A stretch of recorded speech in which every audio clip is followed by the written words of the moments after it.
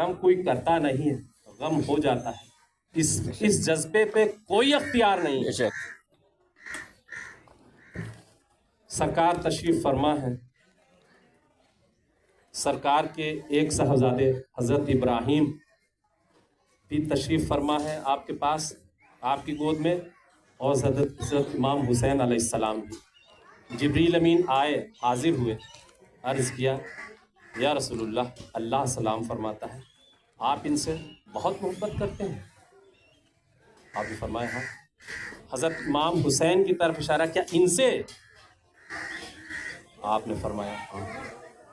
آپ نے فرمایا، جبریل نے عرض کیا رسول اللہ صلی اللہ علیہ وسلم، اللہ کی مرضی یہ ہے کہ دونوں لوگ نہیں رہ سکتے، دونوں لوگ نہیں رہ سکتے، ایک کو جلدی اللہ کے پاس جانا ہے۔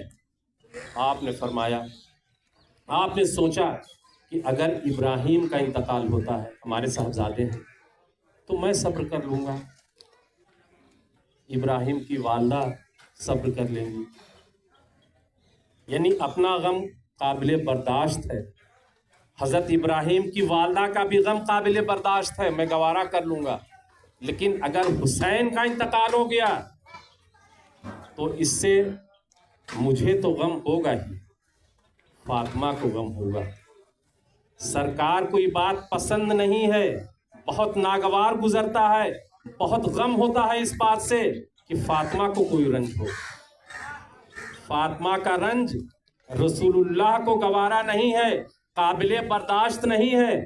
آپ نے فرمایا کہ نہیں، میں حسین سے زیادہ محبت کرتا ہوں۔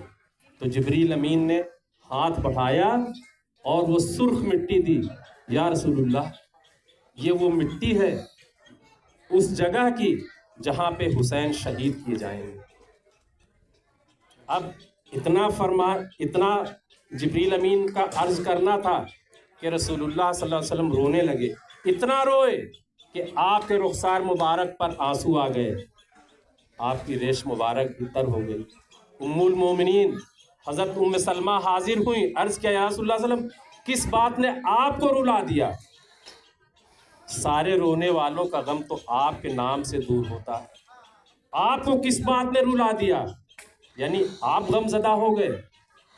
رسول اللہ صلی اللہ علیہ وسلم نے وہ مٹی دکھائی اور آپ کو فتح دے دیا، فرمایا اے ام سلمہ، یہ وہ مٹی ہے جہاں پہ حسین شہید کیے جائیں گے، جبریل امین نے دی ہے۔ اور یاد رکھنا کہ جب یہ مٹی تازے خون میں تبدیل ہو جائے تو سمجھ لینا حسین شہید کر دیے گئے۔ اور امام حسن کے متعلق ایک روایت، بس آخری بات شیرینی آ چکی، جب صلح ہوئی حضرت امام حسن علیہ السلام اور امیر شام کے درمیان، تو اس میں ایک شرط تھی کہ آپ کی حکومت مجھ پہ نہیں ہوگی اور اتنے درہم سالانہ آپ وظیفہ دیں گے۔ ایک بار وظیفہ آنے میں کچھ دیر ہوئی، ایک سائل آ گیا، کہا فرزند رسول بہت تنگی، کچھ عنایت فرمائیے۔